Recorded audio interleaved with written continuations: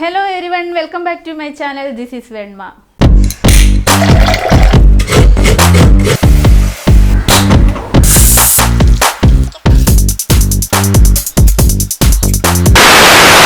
ഞാൻ ഇന്ന് വന്നിരിക്കുന്നത് നല്ല അടിപൊളി ഒരു ഞണ്ട് റോസ്റ്റിന്റെ റെസിപ്പി ആയിട്ടാണ്. ചില ആൾക്കാർക്കൊന്നും ഞണ്ട് അത്ര ഇഷ്ടമല്ലാന്ന് കേട്ടിട്ടുണ്ട്. ഇപ്പം നിങ്ങൾ ഇങ്ങനെ ഒന്ന് ട്രൈ ചെയ്ത് നിങ്ങൾക്ക് തീർച്ചയായിട്ടും ഇഷ്ടപ്പെടും. ഞണ്ട് ഇങ്ങനെ മുഴുവനായിട്ട് നമ്മൾ ഈ ഷാപ്പിലും ഹോട്ടലിലും ഒക്കെ കണ്ടിട്ടില്ലേ, ഞണ്ട് ഫുള്ളായിട്ട് ഇങ്ങനെ ഇട്ടത്, അത് കാണുമ്പോഴാണ് നമുക്ക് കഴിക്കാൻ തോന്നുന്നത്, അത് ഇങ്ങനെ ഇരിക്കുന്ന പോലെ. അതേസമയം അത് നന്നായിട്ട് ഞാൻ ക്ലീൻ ചെയ്യുന്ന ഒരു വീഡിയോ ഇട്ടിട്ടുണ്ട്, നിങ്ങൾ കണ്ടിട്ടില്ലാത്തവർ കണ്ടു നോക്കണം, ഡിസ്ക്രിപ്ഷൻ ബോക്സിൽ ലിങ്ക് കൊടുക്കാം. അപ്പം അതിൻ്റെ ആ സാധനങ്ങളെല്ലാം അങ്ങ് ക്ലീൻ ചെയ്തിട്ട് ഞണ്ട് നല്ല ക്ലീൻ ആക്കിയിട്ട് കറി വെച്ച് കഴിഞ്ഞാൽ നമുക്ക് കഴിക്കാനൊന്നും യാതൊരു മടിയും തോന്നത്തില്ല. അതുപോലെ തന്നെ നല്ല ടേസ്റ്റി ആയിട്ടുള്ള റെസിപ്പിയാണ്. എല്ലാവരും ട്രൈ ചെയ്ത് നോക്കാം. അപ്പോൾ നമുക്ക് നോക്കാം എങ്ങനെയാണ് ഞണ്ട് റോസ്റ്റ് അല്ലെങ്കിൽ ക്രാബ് റോസ്റ്റ് ഉണ്ടാക്കുന്നത്. ഓക്കെ, നമുക്ക് ഞണ്ട് റോസ്റ്റ് ഉണ്ടാക്കാൻ തുടങ്ങാം. അതിന് വേണ്ടിയിട്ട് ഞാനിവിടെ ഒരു പാത്രം വെച്ച് കൊടുത്തിട്ടുണ്ട്. ഇതിലേക്ക് 2 മുതൽ 3 ടേബിൾ സ്പൂൺ വരെ വെളിച്ചെണ്ണ ഒഴിച്ച് കൊടുക്കുക. വെളിച്ചെണ്ണ ചൂടായി വരുന്ന സമയത്ത് നമുക്ക് കുറച്ച് തേങ്ങ കൊത്തിട്ട് കൊടുക്കാം. ഞാനൊരു ചെറിയ കൈപ്പിടി തേങ്ങ എടുത്തേക്കുന്നത് കേട്ടോ. തേങ്ങ കൊത്തുന്ന് നന്നായിട്ടൊന്ന് റോസ്റ്റ് ആവട്ടെ. ആ കൂടെ നമുക്ക് കുറച്ച് കറിവേപ്പില കൂടി ഇട്ട് കൊടുക്കാം. കറിവേപ്പില എൻ്റെ ഇതിൽ ഇത്രേ ഉള്ളായിരുന്നു, എൻ്റെ കറിവേപ്പില കഴിഞ്ഞിരിക്കുമായിരുന്നു, അതുകൊണ്ടാണ് ഇത്രയേ ഉള്ളൂ. നിങ്ങളുടെ ഈ കറിവേപ്പില ഏറെ ഉണ്ടെങ്കിൽ ഇഷ്ടം പോലെ ഇട്ട് കൊടുക്കുക കേട്ടോ, നല്ലൊരു ഫ്ലേവർ കിട്ടും നമ്മുടെ കറിക്ക്. തേങ്ങക്കൊത്ത് ജസ്റ്റ് ഒന്ന് ഫ്രൈ ആവട്ടെ. തേങ്ങാക്കൊത്ത് ഒന്ന് ചുവന്ന് വന്നിട്ടുണ്ട്. ആ സമയത്ത് നമുക്ക് ഒരു മീഡിയം സൈസ് ഇഞ്ചി, ഒരു 7 വെളുത്തുള്ളി, ഒരു 1/4 സ്പൂൺ പെരിഞ്ചീരകം ഇതെല്ലാം കൂടെ ഒന്ന് മിക്സിയിൽ ചതച്ച് ഇട്ട് കൊടുക്കാം. നന്നായിട്ട് ഇളക്കി കൊടുക്കുക. ഈ സിമ്മിലേക്ക് ഇടാൻ മറക്കരുത്. ഇഞ്ചിയുടെയും വെളുത്തുള്ളിയുടെയും റോ സ്മെൽ ഒന്ന് മാറി വരുമ്പോൾ ഞാനിവിടെ 2 മീഡിയം സൈസ് സവാളയും ഒരു 10 ചുവന്നുള്ളിയും ഒരു 2 പച്ചമുളകും കട്ട് ചെയ്ത് വെച്ചിട്ടുണ്ട്. നമുക്കതെല്ലാം ഇതിലേക്ക് ഇട്ട് കൊടുക്കാം.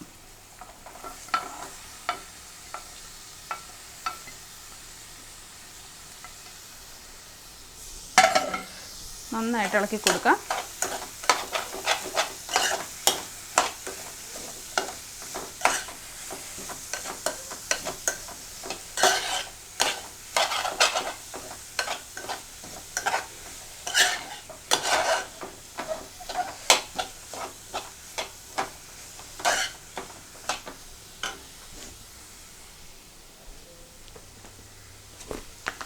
സവാള പെട്ടെന്നൊന്ന് വഴന്ന് കിട്ടാനായിട്ട് ഞാൻ കുറച്ച് ഉപ്പ് ചേർത്ത് കൊടുക്കുന്നുണ്ട്. നന്നായി വഴറ്റി കൊടുക്കുക. തീ മീഡിയം തീയിലേക്ക് ഇട്ട് വെച്ചേക്കണേ.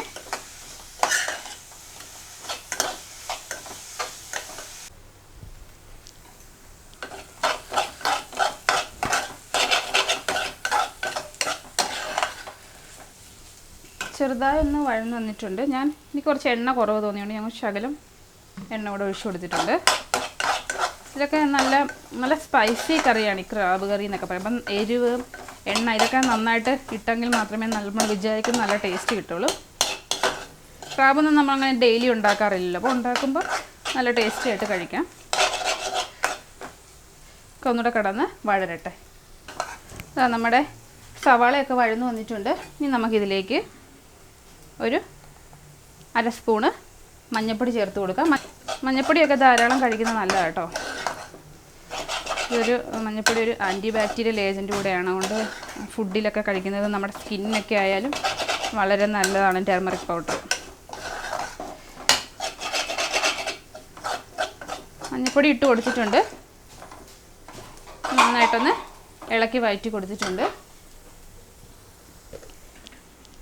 ഇനി നെക്സ്റ്റായിട്ട് ഞാൻ 1.5 ടീസ്പൂൺ മല്ലി പൗഡറാണ് ഇട്ട് കൊടുത്തത്. നന്നായിട്ട് വഴറ്റി കൊടുക്കുക. റോ സ്മെല്ല് പൂർണ്ണമായിട്ട് മാറണം.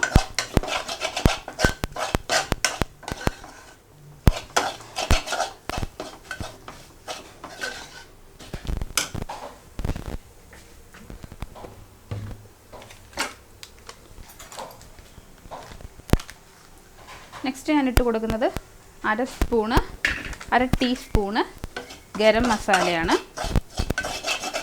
നന്നായിട്ട് ഇളക്കി കൊടുക്കുക.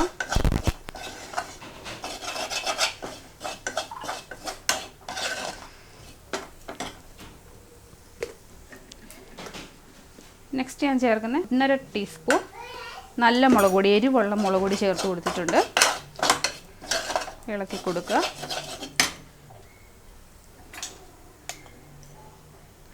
അവസാനമായിട്ട് 1/2 ടീസ്പൂൺ കാശ്മീരി മുളക് പൊടി കൂടി ചേർത്ത് കൊടുത്തിട്ടുണ്ട്. ഇത് നമ്മുടെ കറിക്ക് നല്ലൊരു കളർ കിട്ടാൻ വേണ്ടിയിട്ടാണ്. നന്നായിട്ട് ഇളക്കി കൊടുക്കുക. റോ സ്മെല്ല് പൂർണ്ണമായും മാറിയ ശേഷം മാത്രം അടുത്ത പ്രൊസീജിയർ ചെയ്യാൻ പാടുള്ളൂ. ഇവിടെ കിടന്ന് നന്നായിട്ടൊന്ന് റോ സ്മെല്ല് മാറട്ടെ കേട്ടോ. ഇതൊന്ന് അടുക്കി പിടിക്കാതിരിക്കാനായിട്ട് ഞാനൊരു 1/4 കപ്പ് വെള്ളം ചേർത്ത് കൊടുത്തിട്ടുണ്ട്. കുറച്ച് മതി കേട്ടോ വെള്ളം. എന്നിട്ട് നന്നായിട്ടൊന്ന് ഇളക്കി കൊടുക്കുക. അപ്പം റോ സ്മെല്ല് മാറുകയും ചെയ്യും, അടിക്കൊന്നും പിടിക്കുകയും കരിയുകയും ഒന്നും ചെയ്യില്ല. നന്നായിട്ട് ഇളക്കി കൊടുക്കുക.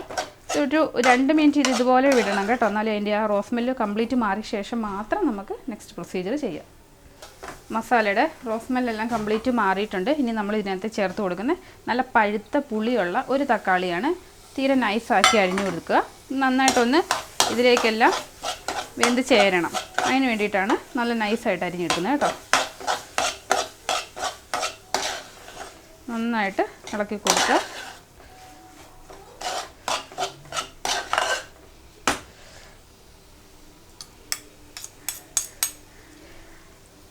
തക്കാളി ഇതിലേക്കൊന്ന് വെന്ത് ചേരാനായിട്ട് ജസ്റ്റ് നമ്മളൊന്ന് ഇട്ട് കൊടുത്ത ശേഷം ഒന്ന് അടച്ചു വയ്ക്കണം. നമുക്കൊന്ന് തുറന്ന് നോക്കാം.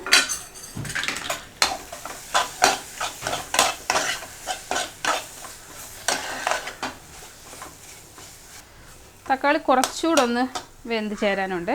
അതുകൊണ്ട് നമുക്ക് 1 മിനിറ്റ് കൂടെ ഒന്ന് അടച്ചു വെക്കാം. കാരണം ഇതൊക്കെ നന്നായിട്ട് വെന്ത് അലിയുന്നതിലാണ് അതിൻ്റെ ആ ടേസ്റ്റും കാര്യങ്ങളും ഇരിക്കുന്നത്. അപ്പം ഒന്നുകൂടെ ഒന്ന് അടച്ചു വയ്ക്കാം. ഓക്കെ, ഇനി നമുക്ക് നമ്മുടെ ഞണ്ട് ചേർത്ത് കൊടുക്കാം. ഞാനിവിടെ 1/2 കിലോ ഞണ്ടാണ് ക്ലീൻ ചെയ്തെടുത്തിരിക്കുന്നത്.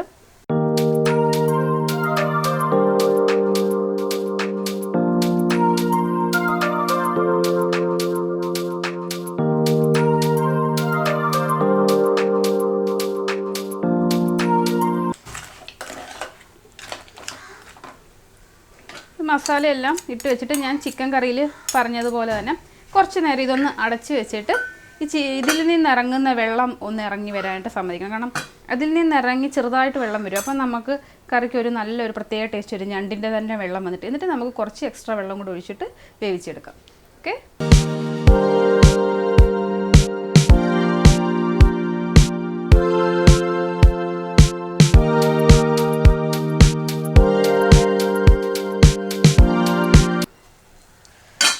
കണ്ടില്ലേ, ഞണ്ടിൽ നിന്നൊക്കെ വെള്ളം ഇറങ്ങി വന്നിട്ടുണ്ട്.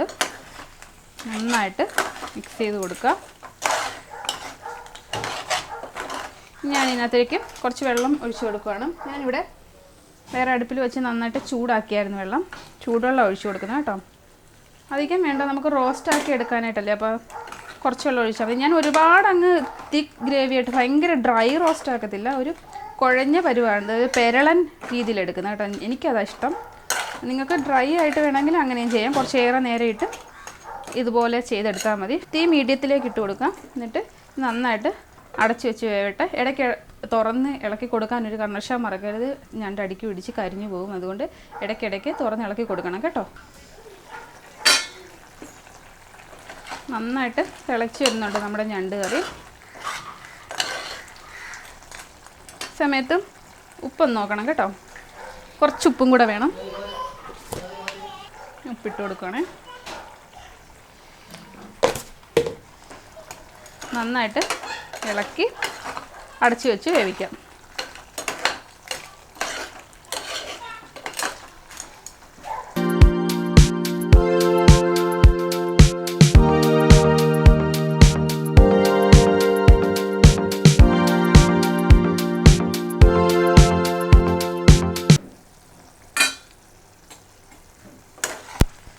നമ്മുടെ ഞണ്ടൊക്കെ വെന്ത് വന്നിട്ടുണ്ട്. നല്ല നിങ്ങൾക്ക് ഇങ്ങനെ മതിയെങ്കിൽ ഇത്രയും ഗ്രേവിയോടുകൂടിയെങ്കിൽ ഇത് മതി, ഇങ്ങനെ മതിയെങ്കിൽ ഇങ്ങനെ സ്റ്റോപ്പ് ചെയ്യാം കേട്ടോ. നമുക്കിത് ചപ്പാത്തിയിലൂടെയോ അപ്പത്തിലൂടെയോ ചോറിൻ്റെ കൂടെയൊക്കെ കഴിക്കാം. ഞാൻ കുറച്ചും കൂടെ വറ്റിച്ചെടുക്കുന്നുണ്ട്. അതുകൊണ്ട് ഞാൻ കുറച്ച് തീ മീഡിയത്തിലേക്ക് ഇട്ടിട്ട് തുറന്ന് വെച്ചിട്ട് ഇനി ചാറ് വറ്റിച്ചെടുത്ത് എടുക്കാൻ പോവാണ്. ഡ്രൈ ഫ്രൈ ആക്കില്ല, എന്നാൽ ഇത്രയും ചാറ് വേണ്ട, കുറച്ചൊന്ന് വറ്റിച്ചെടുക്കും കേട്ടോ. ഫൈനലായിട്ട് നമുക്ക് ഒരു 1/4 സ്പൂണ് കുരുമുളക് പൊടി കൂടെ വിതറി കൊടുക്കാം. നിങ്ങൾക്ക് 1/2 സ്പൂൺ വരെ വേണമെങ്കിൽ ഇട്ട് കൊടുക്കാം കേട്ടോ. എനിക്കിപ്പോൾ തന്നെ നല്ല സ്പൈസി ആയിട്ട് തോന്നി, അതുകൊണ്ട് ഞാൻ കുറച്ച് കുരുമുളക് പൊടിയും കൂടെ ഇട്ട് കൊടുത്തിട്ടുണ്ട്. നോൺ വെജൊക്കെ നല്ല എരിവോടുകൂടി കഴിക്കണം, അപ്പോഴാണ് അതിന് ടേസ്റ്റ് ഉണ്ടാവുള്ളൂ. ഈ എരിവും പുളിയും ഉപ്പും എല്ലാം ഇതിൽ പിടിച്ച് കഴിയുമ്പോഴാണ് നല്ല പെർഫെക്റ്റായിട്ട് നമുക്ക് കഴിക്കാൻ പറ്റുള്ളൂ. ഞാനൊരു 1/4 സ്പൂൺ കുരുമുളകും കൂടി ഇട്ടിട്ട് നന്നായിട്ട് മിക്സ് ചെയ്ത് കൊടുക്കുവാണ്. വെള്ളമൊക്കെ എനിക്ക് വറ്റി വരുന്നുണ്ട്. ഒരു 2 മിനിറ്റ് കൂടെ ഒന്ന് കിടന്ന് വലിഞ്ഞോട്ടെ കേട്ടോ.